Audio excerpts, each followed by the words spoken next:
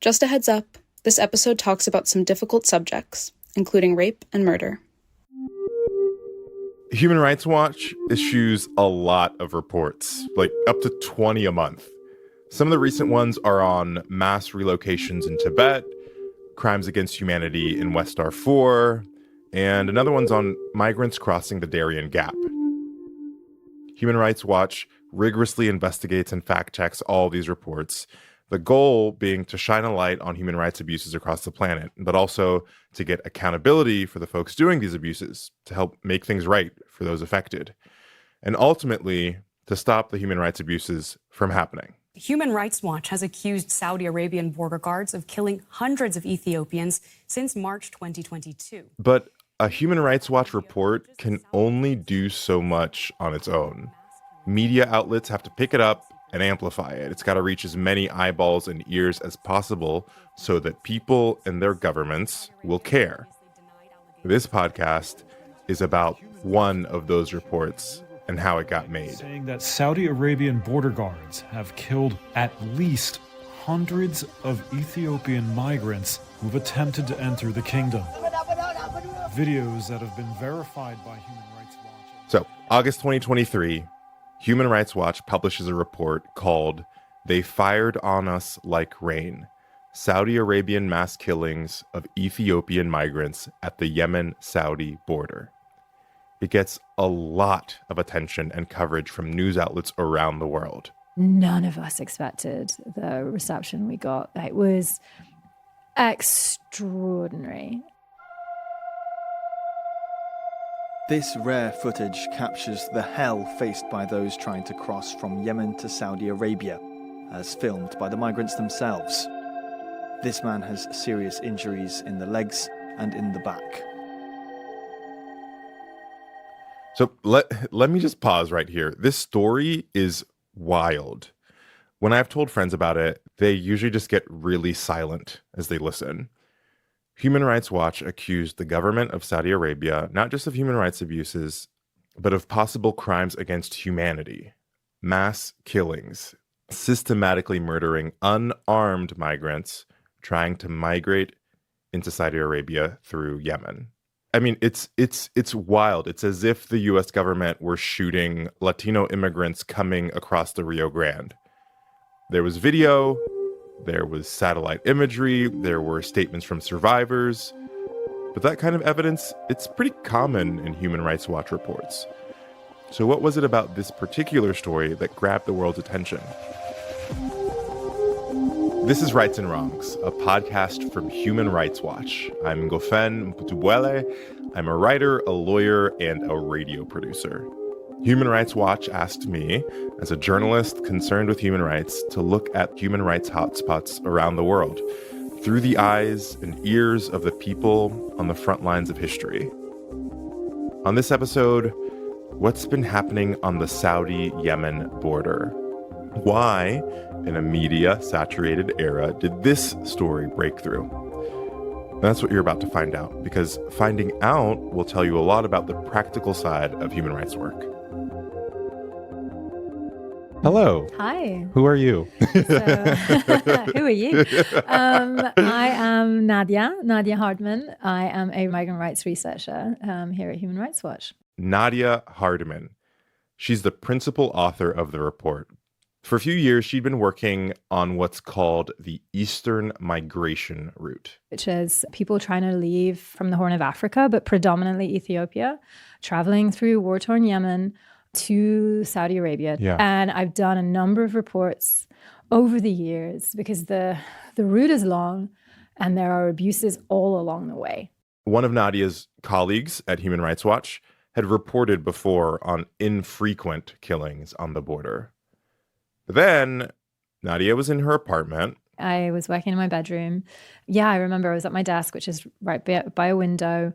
It was the morning and I was like flicking through my emails, and my colleague sent me these UN letters. The letters were by some folks called special rapporteurs or special experts. There were two of them. One addressed to the Saudi government, the other addressed to Houthi rebels who control the north of Yemen.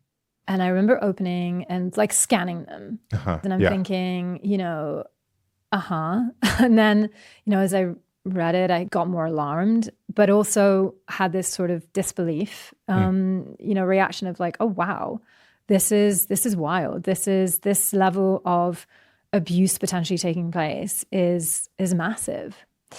And, one of the things that I think jumped out at me was that there was, I think this paragraph or this sentence, which basically said that there was potentially a mass grave of up to 10,000 people. The numbers of deaths basically that were cited in these letters was just like high, like nothing I'd ever read before. But for one reason or another, these letters didn't make any headline. Nadia told me the Saudi government denied everything, saying that in the UN letters, there were no dates and locations of the alleged killings. But one thing bugs Nadia. In her experience, the UN tends to be cautious and conservative in their claims, so she thought the UN would not have sent these letters if they weren't sure of their facts. So she set out to try to gather more information. And she knew this would not be easy. I mean, this area is out of bounds for anyone to go and investigate. The border between Yemen and Saudi Arabia is just impossible, right? And so I knew we had to rely on entirely remote methodology. And the first thing I did is I've been working with a fixer in country in Yemen, in Sana'a. He's an Ethiopian himself. He's an elder, I guess, in his community there. And I basically messaged him and said, hey, brother, that's how we speak to each other. And he was like, hey, sister. And I said, what's happening on the border? And he responded that there were mass killings happening on the border. And then he started to inundate me with videos and photographs, and they were graphic.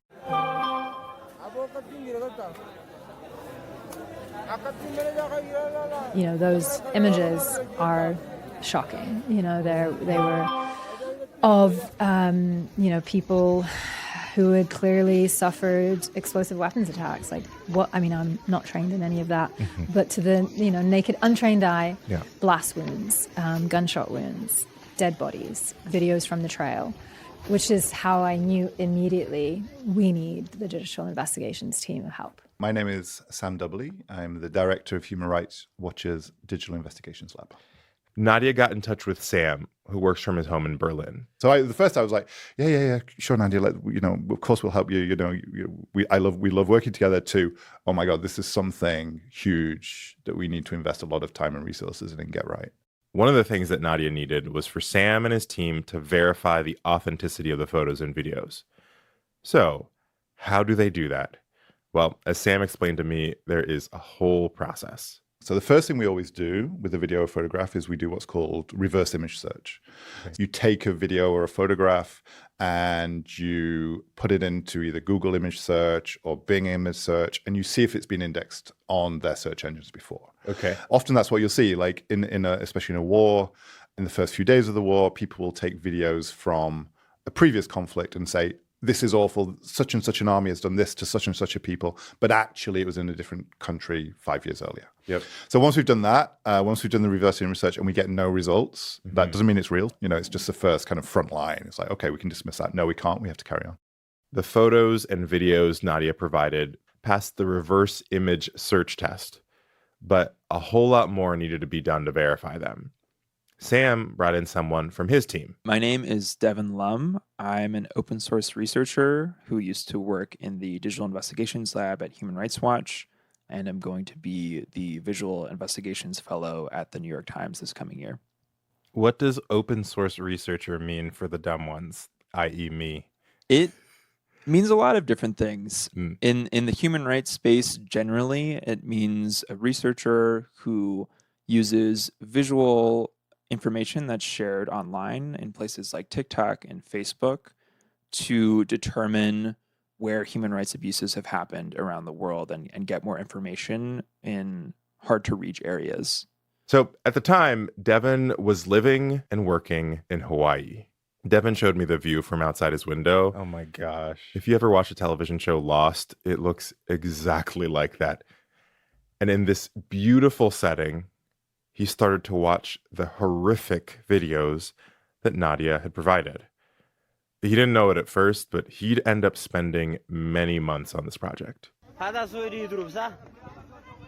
There's one video that I remember.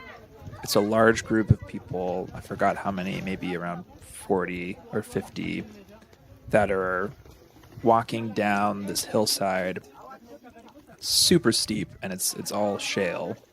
So people are slipping, and you can hear screaming, which I think is maybe why it stuck in my head so much, because of the auditory part of it. But you can hear screaming before you see a woman being carried down the hillside, and she has blood all over her legs and is crying, and that part of it is awful. But then the camera spins around and you can see people, more migrants, looking onward at this scene, and their faces are just blank, like they've seen it before, and they don't have anything left to give at this point emotionally because of just how much they've experienced. And yeah, that one will definitely stick with me. Devin watched videos like that again and again and again, because to verify them, he had to locate them in time and in space. If Human Rights Watch was going to say that this video took place on the Saudi side of the border, they had to prove it. The problem was that many of these videos came from TikTok and Facebook, and social media companies, they strip out most of the metadata that our phones record for us when we take a picture or video. That metadata will usually tell you when and where the video or photo was taken. So, easiest way to solve this problem? Find the person who posted the original video and ask them to send the original, which still has that metadata embedded in it. But if you can't find that person, you aren't quite out of luck, at least not yet. There are other techniques. We generally start with a process that's called geolocation. We need to compare landmarks in it to things like satellite imagery and topographic maps. Those features, in this case, instead of buildings or, street signs, were things like mountain peaks, riverbeds, footpaths, things like that. Okay, so you've got a video, but in the video in the background, you see, for instance, like, oh, they're by this mountain peak that has like this bunch of trees or bushes next to it. Exactly. So then you got to go to satellite imagery and be like, okay, so I think it's by that thing. So let's find that area, and then sort of like scour and be like, can we find that peak with bushes? There's a ton of trial and error, especially when you're working in more rural areas. So the amount of hours that I spent deciding if a certain curve in a rock and its placement next to a bush matched what I was seeing in a video is kind of embarrassing to admit. But you need to be as exact as possible when you're doing that type of work in order to make a correct statement about where someone was when something happens, and who's potentially responsible for anything that's shown in the video. While Devin was analyzing photos and videos, Nadia had begun the most crucial step in any human rights investigation. That'll become a theme on this show. Say it with me, interviews. She started interviewing Ethiopian migrants who had returned from the Saudi border. She found most of them through that fixer in Sana, the same one who'd forwarded her all the photos and videos. We're going to call him Yusuf to protect his identity. He's Ethiopian, but he's been living in Yemen for decades. He basically knows about the migration route very well. And when people are injured or hurt along the way, he effectively collects them and houses them.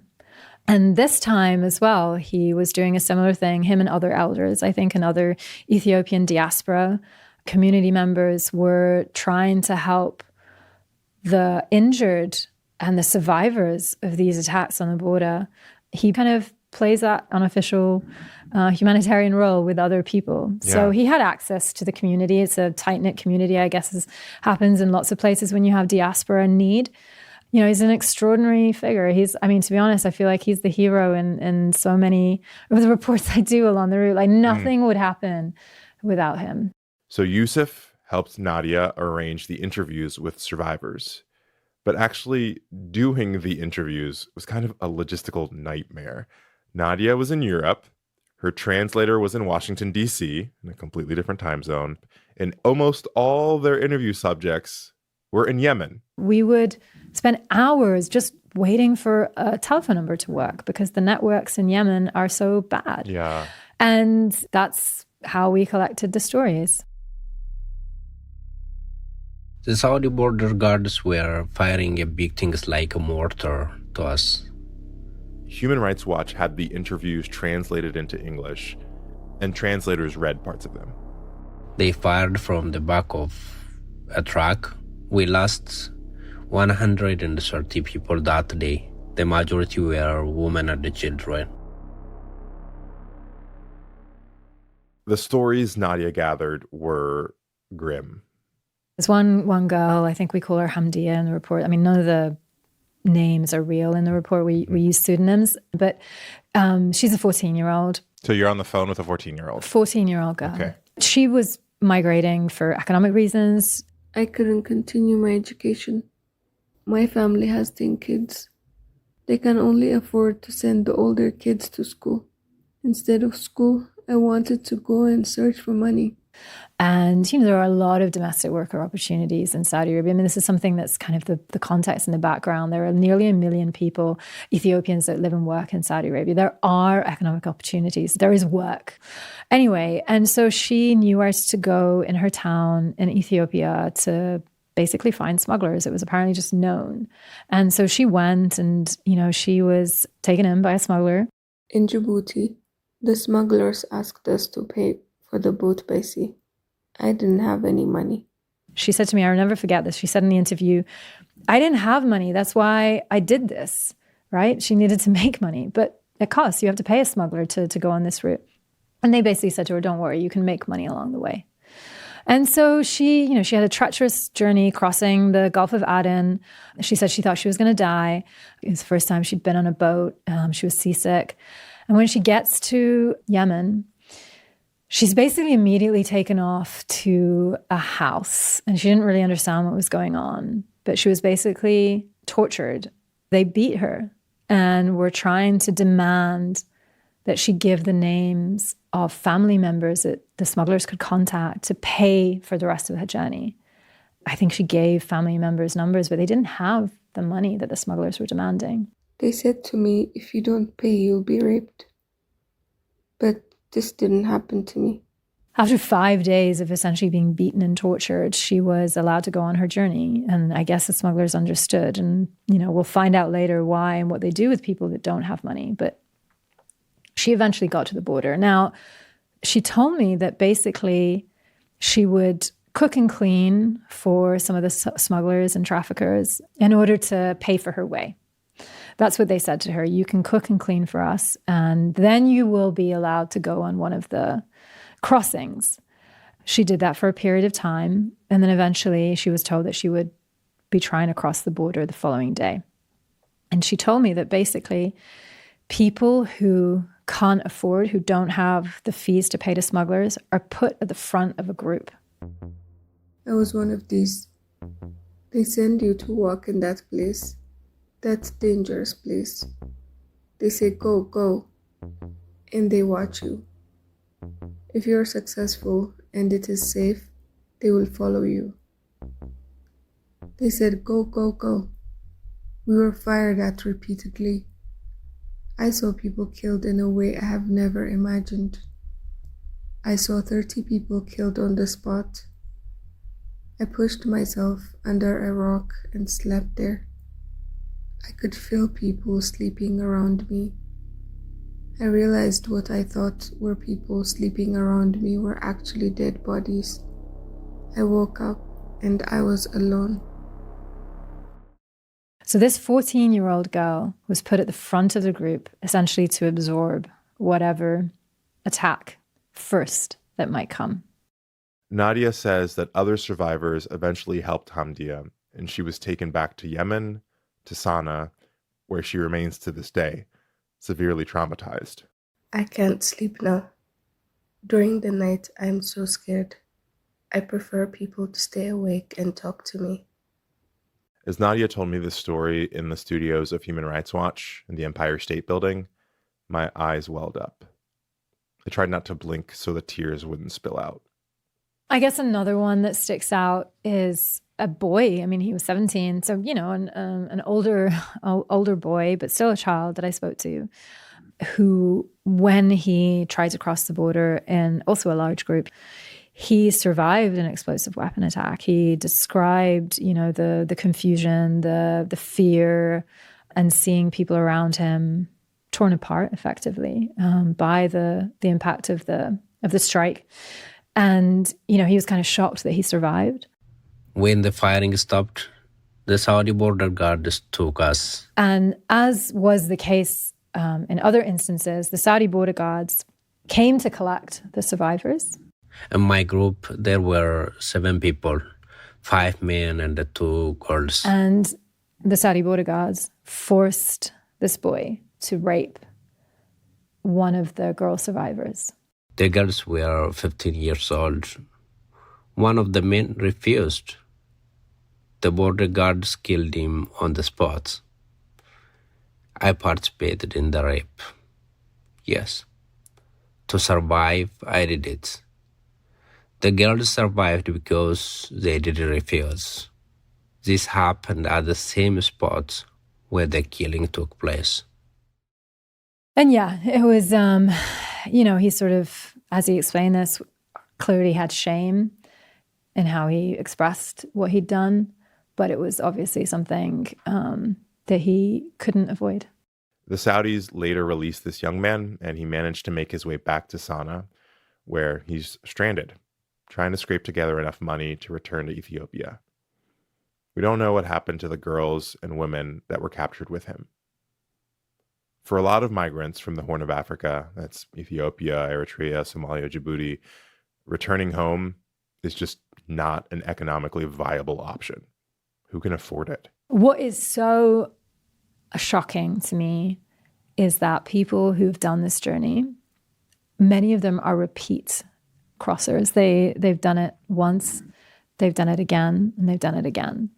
And sometimes even people who survived, you know, and who were desperately injured, when I would ask them, you know, what happens next, say at the end of an interview, they would say, I'm going to try and cross again, because their choices are zero. Ultimately, Nadia would conduct 42 interviews. 42!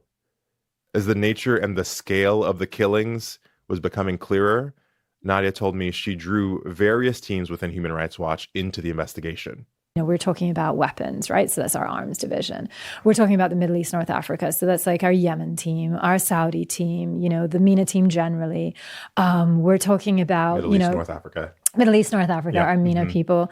People are injured, and, you know, some people were amputees, et cetera. So immediately our disability rights team, our health team, our women's team, the digital investigations team, because obviously we were going to need to look at satellite imagery and geospatial analysis. Hi, this is Tarana Hassan, the Executive Director of Human Rights Watch. At Human Rights Watch, we investigate and report on abuses happening in every corner of the world.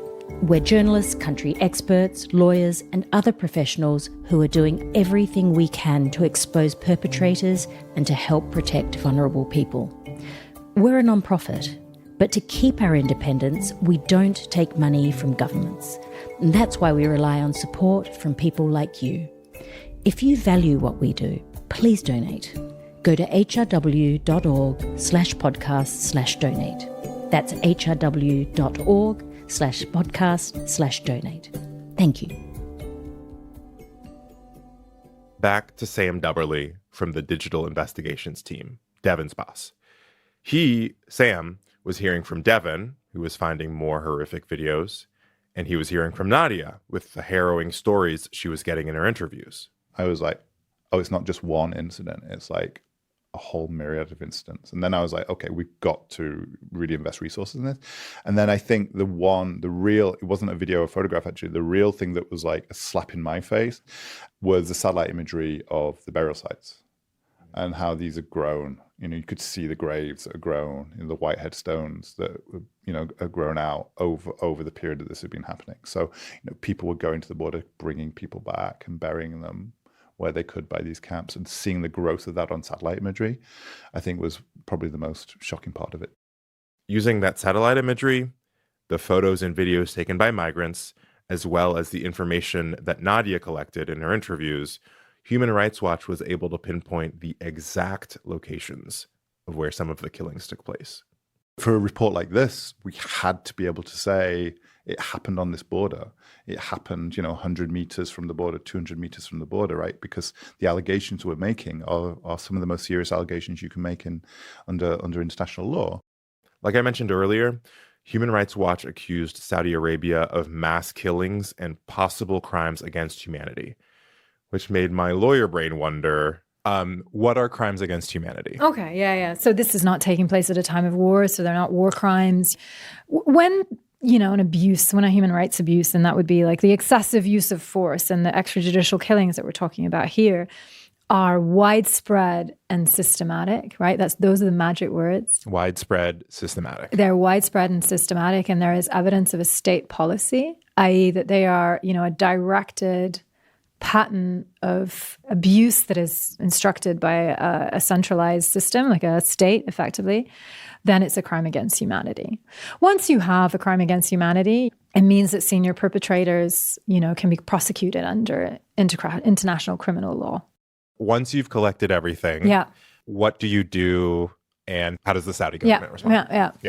Yeah. So once I wrote the report, once the digital team had finished putting together all their, digital evidence, we roll it out. And part of the rollout was getting the media interested, sending out embargoed versions of the report to make sure that on the day of release, we would get coverage in all of the important leading newspapers that, Saudi Arabia would care about, but more importantly, countries like the US would put pressure on Saudi Arabia to, answer to these incredibly powerful findings. So that wasn't hard, right? Mm-hmm. Like you say mass killings, crime against humanity, murder, Saudi Arabia, Ethiopian migrants, border with Yemen, like people were interested. People understood pretty quickly this was a big story. The Saudis, Saudi Arabia is so good at not engaging with, this kind of reporting and not almost giving, I think their tactic is we're not even going to give credibility by engaging with these allegations. And so it's never like an official statement, but it was basically a spokesperson for, or a kind of an official close to the kingdom said, lies, blanketly denied our findings, which is, on brand for the Saudi authorities, definitely. Do you have any hope for accountability or even image of what that would look like? I definitely have an image of what it would look like. Whether or not there's hope is another question. There were some tangible impacts from the report. The US and the Germans basically were funding and training the Saudi border guard forces, and they've both desisted in that training and funding arrangement, which is a good thing. We pushed for a UN-backed independent investigation into the killings. We're an NGO, right? Mm-hmm. It's incredibly difficult for us to prove in a tribunal way or in an independent investigation way that this is a crime against humanity, for sure, that there is a state policy. So we need a proper investigation. Fortunately, in the wake of the report, the world cared. There was tons of coverage and continuing coverage, and journalists did their own investigations. And I know journalists now that are continuing to investigate. We know that senior officials have, from various countries, approached Saudi Arabia and demanded answers from our report. We do know that, and a lot went on behind the scenes.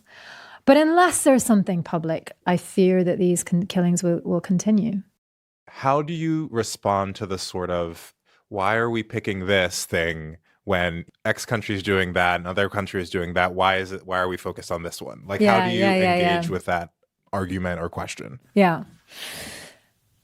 I guess the answer is, no one is. No one's focusing on this. The world needs to care. This is devastating. These are brutal attacks. This is we're probably talking about a crime against humanity here. And We need the world to care because people will keep on coming. This migration route is tried and tested. People will not stop. People are either desperate always to make a better life for themselves or fleeing conflict. And unless Saudi Arabia stops its border abuses, people will keep on dying in the thousands. And I guess, my main response to that would be, to the question you asked would be, if not us, then who? That was Nadia Hardman, the lead investigator of the Human Rights Watch report, They Fired on Us Like Rain: Saudi Arabian mass killings of Ethiopian migrants at the Yemen-Saudi border. You can read the report, watch a video, and look through maps and other visualizations at hrw.org. You've been listening to Rights and Wrongs from Human Rights Watch. This episode was produced by me and Curtis Fox. Our associate producer is Sophie Soloway. Thanks also to Ife Fatunase, Stacey Sullivan, Blair Palmer, and Anthony Gale. The news clips at the beginning of the episode are from Deutsche Welle, Reuters, and France 24. I'm Gofen Butubwele. See you next time.